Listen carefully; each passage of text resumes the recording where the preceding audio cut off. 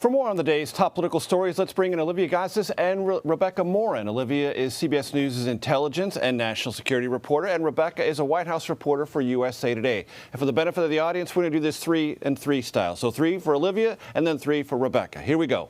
Olivia, the president had an hour-long call with Ukrainian President Zelenskyy today. Do we know what came of it?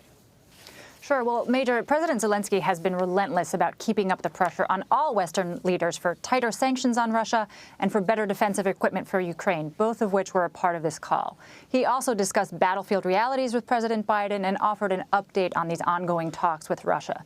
The main tangible outcome of this call was the announcement by President Biden that the U.S. will be offering $500 million in budgetary support to the Ukrainian economy, which has been, of course, pummeled both in the lead up to and for the duration of Russia's invasion there.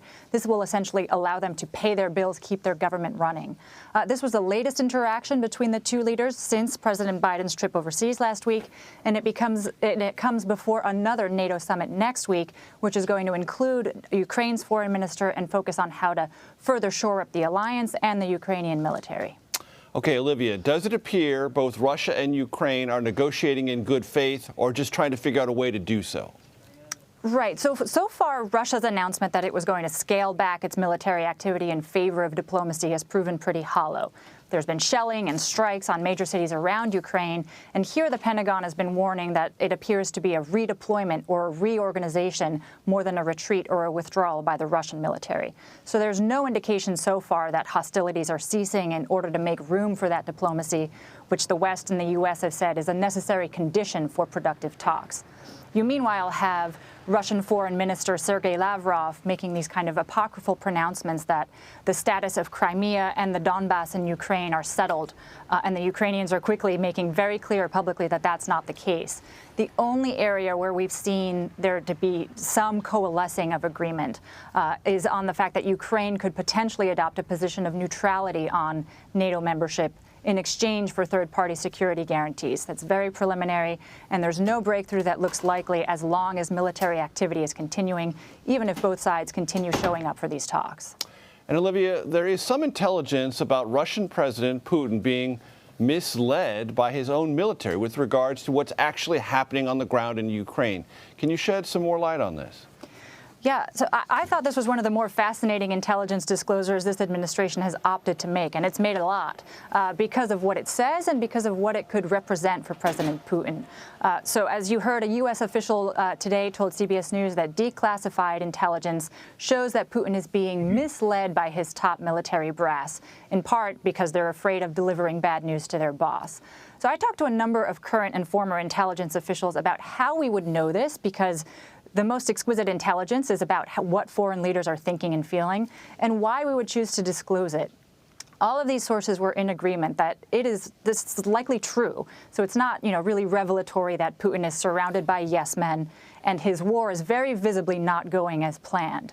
What most of the sources I spoke with thought was that this was either the product of signals intelligence, intercepted communications, because a lot of people in Moscow are probably talking right now, or it was passed on by a liaison partner for us to disclose. What they did say is that there's no way, if we had a highly placed human source in the Kremlin telling us about Putin's state of mind, we would jeopardize that source by blasting this information out into the universe. But even if this is sort of gleaned from communications, even if some of that is, gossip, if it's not the most exquisite intelligence, it nonetheless right now gives Putin the clearest off-ramp that he has had to date. He can now choose a fall guy and tell the Russian people, I've been misled by my generals, they've demonstrated incompetence on the battlefield, I am bringing this botched operation to an end for the good of the country. We do not know, of course, whether Putin is compelled by the prospect of an off-ramp like that. Where that would become evident is if we start seeing someone like the defense minister, Sergei Shoigu, who thus far had a very close relationship with Putin, publicly reprimanded, sidelined, or in what would be the worst case for him, disappeared entirely. Fascinating intelligence indeed. Olivia, thanks so much. On the home front, Rebecca, Republican Senator Susan Collins, as we said, announced she will vote for Judge Ketanji Brown Jackson for the Supreme Court. Do we know any other Republicans who might follow suit?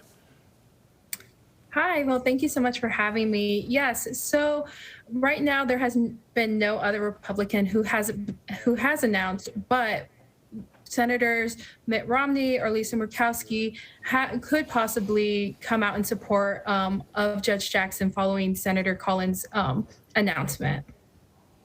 And Rebecca, illegal crossings at the southern border are again rising to historic levels. Explain the significance of the White House's indication that it will allow the CDC to end enforcement of Title 42 sometime in May. Yes, so this is a really big announcement that a lot of Democrats and immigration advocates have actually been waiting on. And the significance is that right now we'll probably see a large increase again at the southern border, similar to what we saw last year, or even higher. Today, White House Communications Director Kate Bedingfield, while she didn't confirm whether or not this policy will be ending, she did say that, the Biden administration is preparing for an influx of migrants once this policy has ended, and is, creating a contingency plan for it. And briefly describe what Title 42 means. Yes, so Title 42, which started in March 2020 under the Trump administration, allows immigration officials to quickly expel migrants and asylum seekers at the border, kind of to avoid the spread of COVID-19. And Rebecca, you recently wrote about the president's campaign promises around student loan debt. There's been no discernible hard action there yet in a permanent way.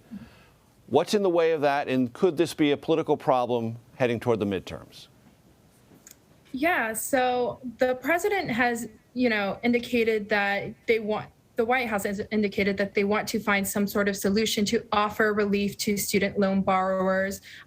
Right now, we're kind of waiting, and there has been some indication from the White House that they might extend the freeze on student loan payments, but advocates, young voters in particular, are very worried that, there won't be the campaign promise of ending student loan debt. And right now, the White House thinks that that should come from Capitol Hill, and some members on Capitol Hill, like Senator Majority Leader Chuck Schumer, have said that the White House can do this. And so right now it's kind of trying to figure out whether or not they can do this ahead of the midterms, and what would that mean for, Democrats who are on the slate, where young voters will be important for Democrats in the upcoming election.